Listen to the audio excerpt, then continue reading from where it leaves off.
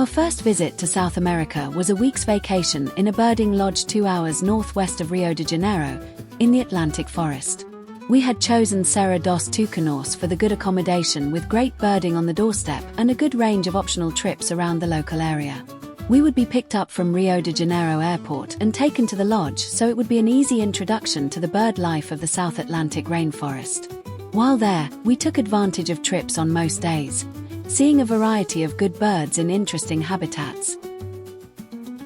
The lodge was nestled in a wooded valley, with a rushing stream, and surrounded by pleasant gardens furnished with fruit and hummer feeders. A couple of marked trails wound up the wooded slope at the back of the house. We arrived late afternoon following a heavy rainstorm, but it didn't stop us getting out into the grounds to watch the hummingbirds. Common species that were to become very familiar here were black Jacobin, somber hummingbird, saw-billed hermit, and violet-capped wood nymph. We soon decided that our first full day in Brazil would be spent exclusively exploring the grounds. The next morning we spent some time enjoying more views of those charming black Jacobins. It was a dry and sunny start to the day, and the birds gleamed in the sunlight. This species is found only in southeastern areas of Brazil and eastern Uruguay, with a separate population in Paraguay and Argentina. It was definitely new for us. More of an old friend was the great Kiskadee. We would see them daily in the garden at Serra dos Tucanos. The garden was furnished with bird tables, sporting huge bunches of bananas. This brought in fruit-feeding birds, such as this wonderful saffron toucanet. Found only in the Atlantic forest along the coast of Brazil and Uruguay, it was a very exciting sighting for us. Birding the grounds was paying off. The lodge garden had a swimming pool, currently drained, but this masked water tyrant was not put off by the lack of water.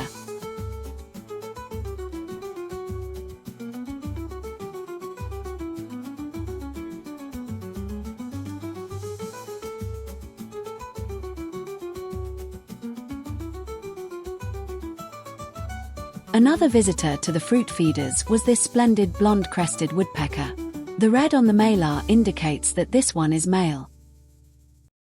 Ranging a little further afield, we explored one of the trails leading up the slope behind the house, getting a splendid view of the valley and of the lodge. A fathead anole species showed well in the undergrowth.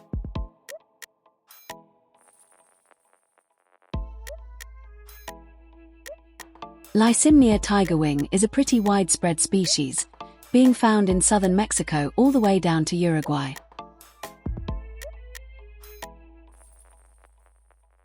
Back nearer to the lodge again, we explored the area around the stream, a beautiful water feature but which had been known to flood the lodge gardens in bad winters. Hopefully, in the southern hemisphere late spring, we wouldn't have that issue to contend with. Carmine skimmer and speckled dasher dragonflies were much more acceptable.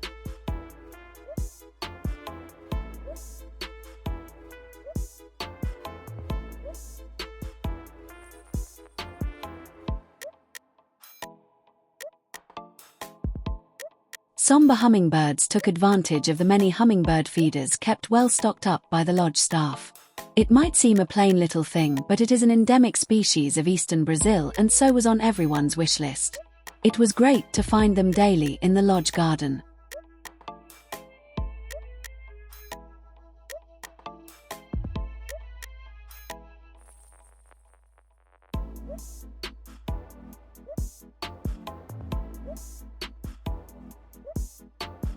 Black Jacobins were present, of course, and the colourful violaceous euphonia. This latter species could be most easily identified by the short yellow cap, which does not extend behind the eyes. Also new for us was the green-headed tanager, quite badly named in our view, and the spectacular maroon-bellied parakeet. We were very pleased to see these birds, even though we never got very close.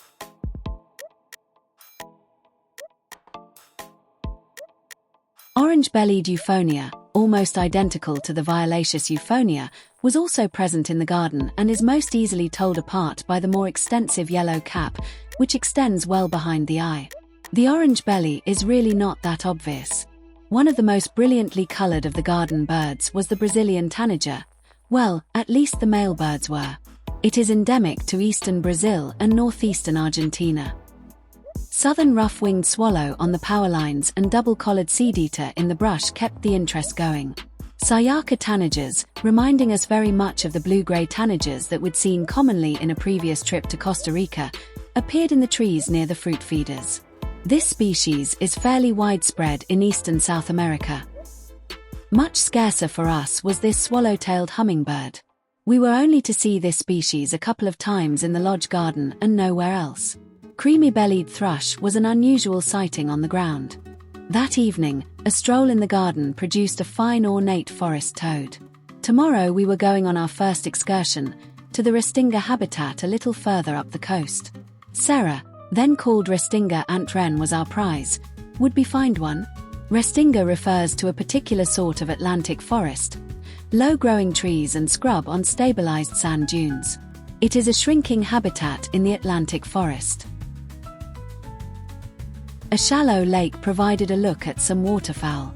Wattled jacanas inhabited the far bank. White-faced whistling ducks and Brazilian teal were closer. The whistling duck is widespread in both South America and Africa, whereas this is the only Brazilian teal we have ever seen. The very smart white-headed marsh tyrants were also present in the bushes surrounding the lake. The male is black with a bright white head whilst the female is brown. Cherished views as, once again, these are our only sightings of this species. One-time sightings were becoming a theme. Next was our one and only yellowish pipit. Oh, and we found the Serra ant wren too, but didn't manage a photo. The next bird, though, didn't follow the theme. Spotted sandpiper was far from new for us, but welcomed for our Brazil list anyway. Next up was another Brazilian endemic, the Suaritama slaty antshrike. Only the males are grey, the females are rufous. Nearby, an Amazon lava lizard was a nice sighting. The Restinga is defined by sand dunes and thus edges the sea. Looking out to sea, we found probably our best species for the trip, a penguin. Magellanic penguin to be precise, and too far offshore for a photo, but what a great bird. And speaking of great birds, we followed it up with a common potu, day roosting on a stump of cactus and surprisingly hard to see.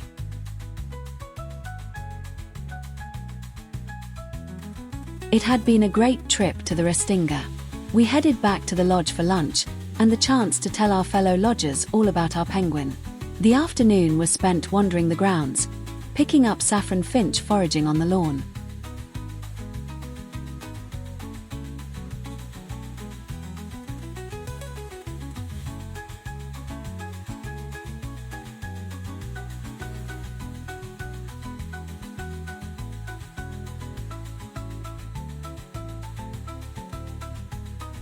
Green-headed tanagers were back at the fruit feeders. There must be a better name for this multicolored Atlantic rainforest endemic. Brazilian tanagers are very protective of their feeding areas and will chase off other species. A pair had taken up sentry duty by one of the banana feeders. It was nice to find rufous-bellied thrush in the garden too. This bird is widespread in Brazil and also in parts of Bolivia, Uruguay, Paraguay, and Argentina.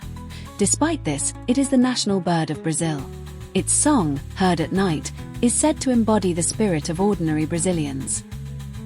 The next morning we were off again, on a trip in the lodge's minivan with most of the other guests, to look for birds in the Sumadura upland region.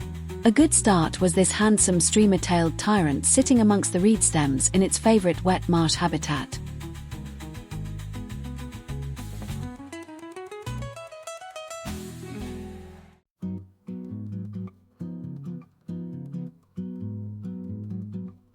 The wet marsh habitat was also popular with smooth-billed annies. Annie is thought to derive from a native language term meaning social bird. As we moved higher, we came across a real treat in the form of a white-eared puffbird sitting in a tree on the side of the track. A great find, but it wasn't the main target bird in this area. No, that was the three-toed jacamar. Would we find one? Three-toed jacamars are endemic to Brazil, and their distribution is now limited to only Rio de Janeiro and eastern Minas Gerais states. so it would be a much prized sighting if we could find it. And find it we did, a single bird again perched in a roadside tree. It does actually have only 3 toes. It lacks one of the hind toes that are commonly found in other members of the jacamar family. These birds are often found near rivers with cliff-like banks, where they excavate their nests. This one wasn't near to a river, but there was a road cut through a clay bank, which could serve the same purpose. A very satisfying sighting. Back then to the lodge for the afternoon, as the heavens opened. It certainly could rain there. Still, never say die, we could always wander the covered patio and keep an eye on the hummingbird feeders, even if the light was very bad for photography.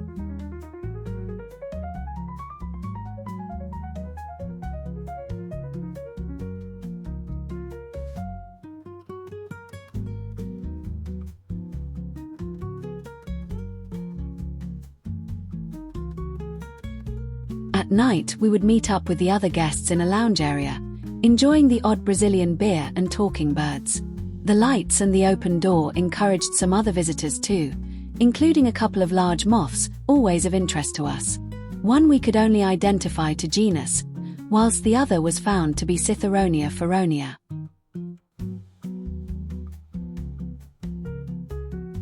Of course, the tropical house geckos were active on the lodge walls. It is odd to think that these lizards are native to sub-Saharan Africa and were introduced to Central and South America.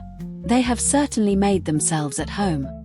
Another trip, again with the main group, and to the Serra dos Tucanos National Park.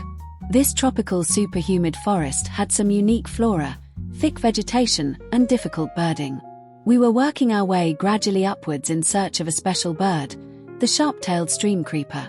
It is actually quite widespread, having several ranges throughout South America, but it inhabits streams with dense undergrowth and therefore is difficult to see.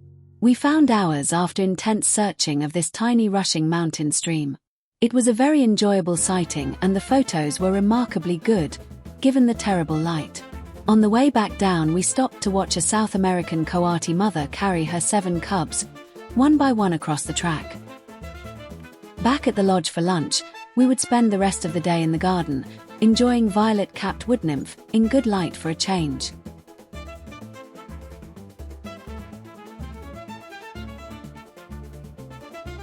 A handsome golden chevron tanager posed briefly. The next morning we enjoyed seeing this mantis species adorning the patio railing while we waited to board the bus for yet another outing. We were looking forwards to this, a wetland habitat with less deep forest and just a short drive away. A burrowing owl, actually sat in a tree, was a brief distraction.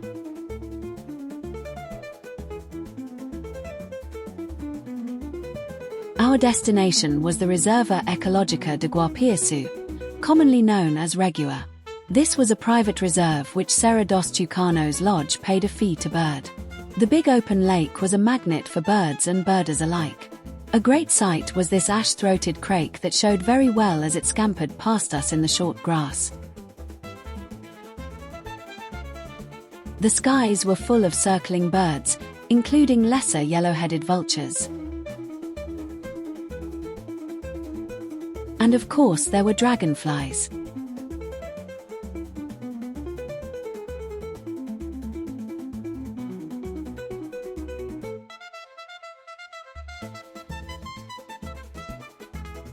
Out on the lake was a striking male masked duck.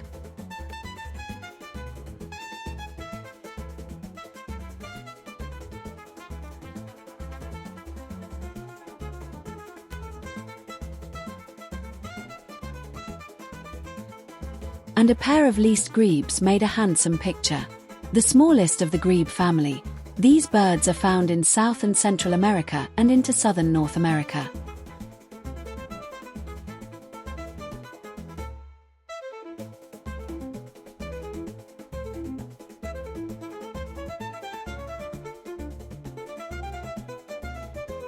In the vegetation surrounding the pond, we enjoyed views of grey-headed toady flycatcher, a Brazilian endemic. Also, there was a handsome chestnut-backed antshrike which refused to show itself entirely. Yellow-chin spinetail was much more obliging, providing several good views. The yellow chin of its name can be clearly seen in these views, whereas the spiny tail is illustrated in these poses. Slightly thicker forest was also present, and we took a stroll in that direction, finding crescent-chested puffbird deep in the foliage. This was another Brazilian endemic, and so a very welcome sighting. Regua had done us proud and was to come up trumps again with a campo flicker perched on a fence post just outside the gate. The lack of a red malar marks this as a female bird. After lunch we were planning to head to another trail, the high-altitude Teodoro Trail, but incipient rain made this impractical. Instead we all headed to the lower-altitude Cide Trail, where we proceeded to get wet while viewing several species, including black-crowned titera. No photos. The rain kept the cameras under wraps. Our last full day in Brazil, and we joined the group on a trip to Pico da Caledonia, the highest altitude we would visit. The minibus could go so far up the steep and rugged approach road, and they would try to get us as high as possible. The bus got us to 6,000 feet, and then we climbed further on foot. Hopefully we wouldn't have to tackle the 650 steep steps leading to the summit. On the way up we enjoyed seeing braça-breasted tanager, endemic to Brazil and found in tropical and subtropical montane forests. Just like this.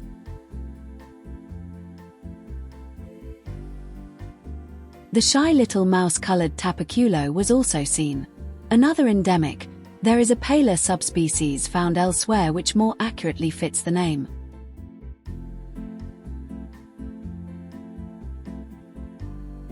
We were up here looking for some special species, of course. We wouldn't be hiking uphill without good cause, although the views were spectacular. Our main targets were cotingas, with the endemic grey-winged cotinga being a major target. This bird has a spectacularly tiny range, just around here, and so if we didn't see it here we wouldn't see it anywhere. In the event, we heard it but never got a good view. Heading back down the mountain we searched some lower altitude sites, finding swallow-tailed cotinga, which did not pose for photos, and white-throated hummingbird, which did. The quite widespread and common mottle-cheeked tyrannulet made the photo list too, whereas black and gold cotinga and bare-throated bellbird were both seen but not photographed. The cotinga is a Brazilian endemic, found only in a small surrounding area, whereas the bellbird is more widespread in Brazil, northern Uruguay and eastern Argentina, but is threatened by habitat loss. It was good to see them both. The local large town that we had passed through repeatedly during our trips was called Nova Friburgo. We found it a strange place because everywhere we looked there were skimpy underwear shops. It turns out that Nova Friburgo is the national capital of undergarment manufacture. Apparently they are also big in vegetable growing and goat rearing, but it is the knicker shops that linger in the memory. Back at the lodge we had a new treat or two. Spot-billed toucanet was taking advantage of the banana feeders. A great bird to see. It is found only in the Atlantic forest of Brazil, edging into eastern Paraguay and Argentina. The other treat was something that had been sort of promised since our arrival at the lodge. A long-tailed potu had been known to roost just off one of the trails, and we had been checking every day but with no luck. Now it was back and we were taken, in small groups, up to see it, being very careful not to disturb the roosting bird. Back in the gardens we enjoyed some of our last views of Brazilian tanager. What a fabulous color! Caruru toad was a nice find this evening too. Saturday morning and our last day. We would be heading back to the airport late afternoon, so we had nearly all day to bird. Deciding to stick near home, we resolved to try out our rudimentary Brazilian ID skills on the lodge trails.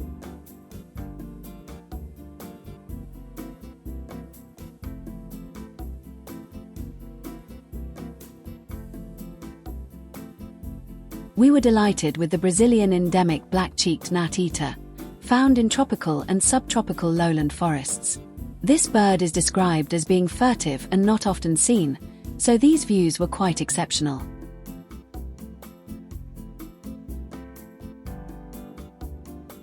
Red-necked tanagers were surprisingly difficult to see despite the bright plumage. This is another near-endemic species that just barely makes it into Paraguay and Argentina.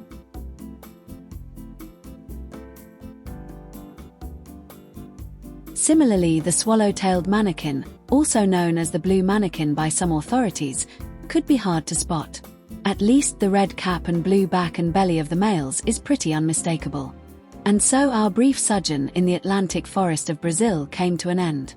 We had had a great time staying at Serra dos Tucanos and had seen 244 species of bird and 167 lifers, which wasn't too shabby. That included a grey monjita that was flitting around the runways at the airport as we waited for our plane. Birding to the very end, that's the way we like to be. Serra dos Tucanos moved location in 2015 and are no longer at this site. We are sure that they still see lots of birds though. See our travelogue for the full details. Do you like bird images? Not to mention other wildlife.